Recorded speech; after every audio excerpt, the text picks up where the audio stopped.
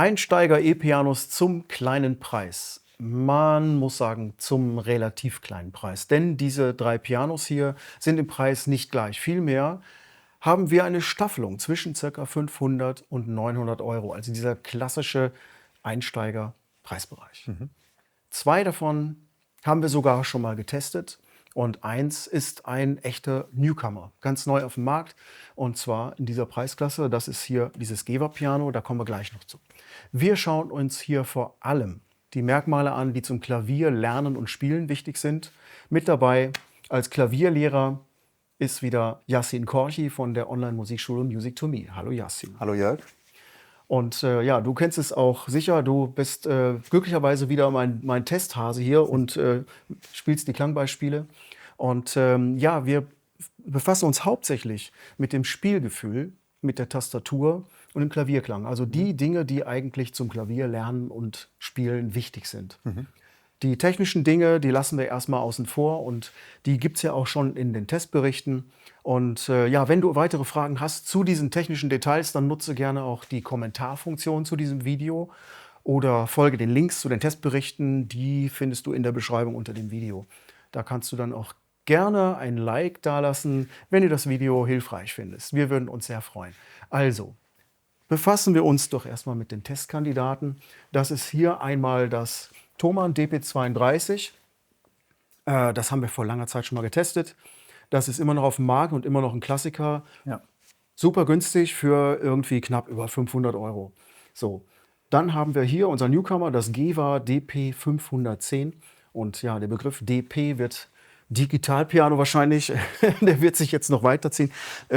Das hier, das Gewa DP510 ist bei 700 Euro, also so knapp 200 Euro mehr als das kleine von Thomann. Und dann haben wir hier den Platzhirschen dieser Preisregion, das ist das Yamaha YDP 145. So, das hatten wir schon mal geklärt.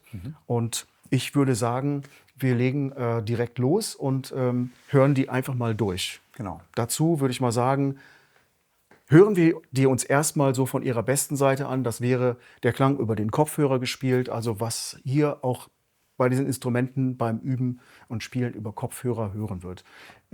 Dazu könnt ihr gerne jetzt schon mal Kopfhörer benutzen. Später werdet ihr unbedingt brauchen, denn da setzen wir nochmal unseren Kunstkopf ein. Der wird dann die Lautsprechersysteme aufnehmen. Dann könnt ihr euch darüber auch ein Bild machen. Also spielen wir sie mal der Reihe nach durch und möglichst, ja, wiederholt es immer gleich. Ja.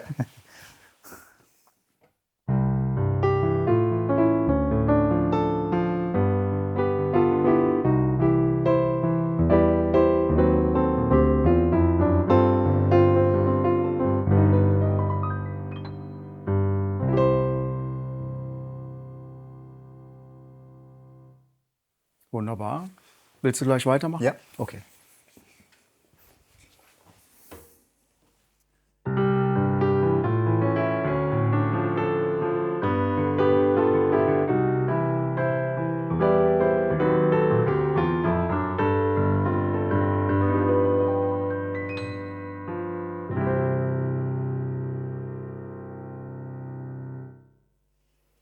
Also ich habe da schon mal einen Unterschied gehört und ich finde es auch also schon mal erstaunlich, Ja.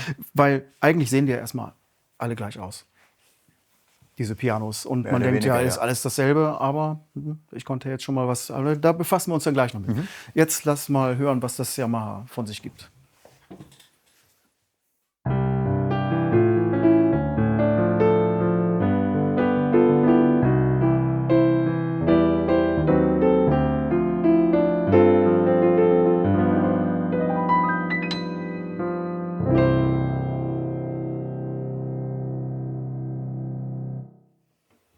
Ja, also die scheinen ja schon mal so irgendwie in einer Liga Ja.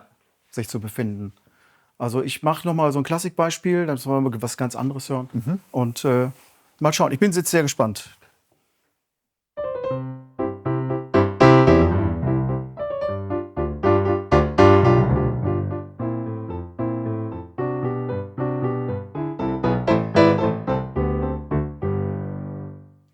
Alles klar, jetzt das Gewa.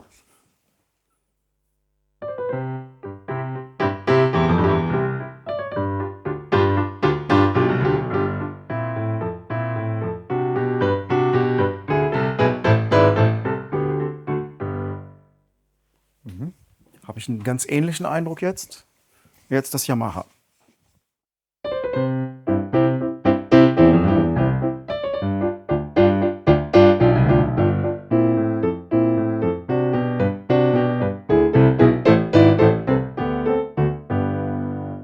Ich habe jetzt schon ja auch selber den Eindruck, die hier spielen schon vom Sound her eher in einer Liga. Ja. Das ist da noch mal woanders, aber als Einsteiger-Sound finde ich den gut. Finde ich auch okay. Also hier also kann man einfach für das Geld einfach nicht sagen, 500 Euro. Die Tastatur ist okay, also Ja, lässt ja, ja. sich okay spielen. Der Klang ist, ja, fällt natürlich ein bisschen ab zu den anderen beiden, aber würde ich sagen, ist wie gesagt im Verhältnis zum dem, was man ausgibt, eigentlich auch okay. Ja. Das finde ich auch. Also die spielt sich etwas härter im Tastenbett, war mein Eindruck. Die ist etwas komfortabler und auch diese hier. Ja. So, also auch da liegen die jetzt nicht weit auseinander, Ja, würde ich sagen. würde ich auch nicht sagen. Ja. Yamaha ist natürlich ja, Yamaha bedingt natürlich, die Qualitäten sind da, aber es ist jetzt nicht so, dass das jetzt quasi doppelt so gut wegkommt wie jetzt zum Beispiel das Geber. Also eigentlich sind Ja. sie relativ ja, nah beieinander. Ja, ich fand jetzt natürlich den Klavierklang hier, hat mir am besten gefallen, klar, aber ich konnte jetzt eigentlich auf dem eigentlich auch gut spielen. Also es war jetzt Ja, quasi das ging mir auch so. Also mir geht es ja immer darum, ob man auch so Stimmen rausspielen kann. Also ich kann das ja mal kurz zeigen, was ich meine. Also das sind diese Stimmen, dass man die hervorheben kann. Also die Stimmen, die in der unteren Stimme weiterlaufen. Das ist alles gut austariert hier. Das kann man alles machen. Also das können die auch alle drei, aber Ja, das ja, muss ich jetzt ja. nicht überall ausprobieren. Ja. Und das geht natürlich bei weitaus teuren Instrumenten noch viel besser. Aber immerhin, das funktioniert. Man kann das tatsächlich umsetzen. Und Gut, man darf natürlich nicht vergessen, wir sind hier unter 1000 Euro. Genau. Man macht da natürlich in gewisser Weise Abstriche, aber ich finde, dass man jetzt bei allen dreien eigentlich ja, schon ein gutes Paket bekommt. Ja. Ja, genau. Auf was man verzichtet bei diesen Tastaturen, es gibt keinen Ivory Ja. Feel, es gibt keine Druckpunktsimulation. Das Ja. ist in dieser Preisklasse auch noch nicht drin. Ja. Also man muss aber denken, man kriegt ein ganzes Homepiano mit 3 Pedalen, mit so einem Tastaturabdeckungsmechanismus und naja. Ist schon, finde ich, ist schon einiges geboten in der Preisklasse. Also ich finde, die können sich alle hören lassen und die Unterschiede sind ja wohl erstmal schon mal klar. Ja. Und ich würde sagen, wir gehen jetzt zu unserem Lautsprechertest und da bin ich umso mehr gespannt. Denn von den Lautsprechersystemen sind die tatsächlich technisch unterschiedlich. Das ist nämlich, hier haben wir, glaube ich, 2x10 Watt, hier haben wir 2x20 Watt und hier das Yamaha hat nur 2x8 Watt. Okay. Ja. Aber gut, das sind ja nur technische Angaben, das sagt nichts über den Klang aus. Ja. Und jetzt bin ich gespannt über die Mikrofonaufnahmen. Ich auch. Okay, könnt ihr sehen, wir haben unseren Kunstkopf aufgebaut. Das ist ein Stereomikrofon, das binaurale Aufnahmen macht. Die funktionieren nur unter Kopfhörern und dann könnt ihr eigentlich möglichst plastisch das hören, was Yasin auch beim Spielen hört. Also bitte jetzt mit Kopfhörern.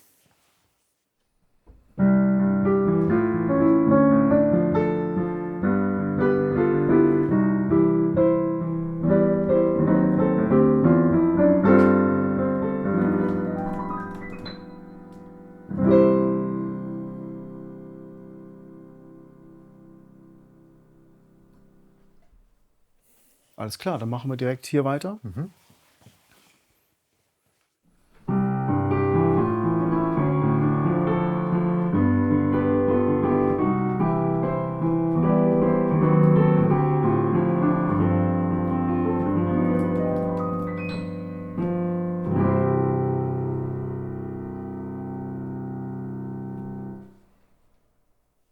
Okay, jetzt das Yamaha.